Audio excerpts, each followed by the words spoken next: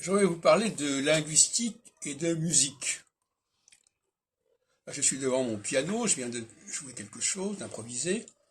Et un piano comporte des touches, touches noires, touches blanches, etc., qui peuvent être considérées comme les voyelles et les consonnes dans une langue.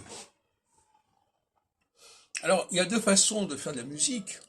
Soit on sépare nettement les notes les unes des autres, soit on les combine et on les fusionne en quelque sorte.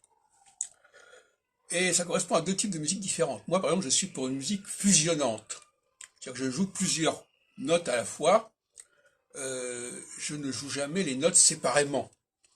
Et ça correspond à ma conception de la linguistique, qui considère que ce qui est important, ce n'est pas le mot isolé, mais c'est la phrase, c'est l'ensemble. Et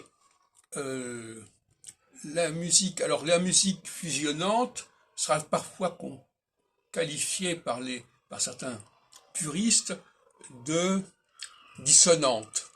Et même, ils se demanderont si c'est vraiment de la musique. Bon. C'est vrai que pour le piano, normalement, c'est un instrument qui se prête, par définition, à séparer les notes les unes des autres. À la différence d'autres instruments comme le violon, où le passage d'une note à une autre est beaucoup plus subtil. En musique, en piano, les choses sont bien carrées. Mais, néanmoins, il y a une façon de jouer du piano qui est plutôt proche du violon.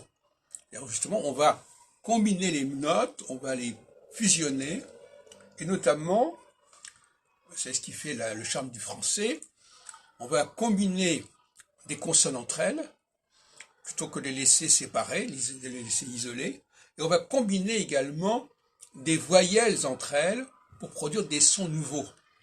Il y a dans la langue française, dans la tradition orale du français, une créativité, une innovation en ce qui concerne les sons qu'on ne trouve pas dans d'autres langues à ma connaissance.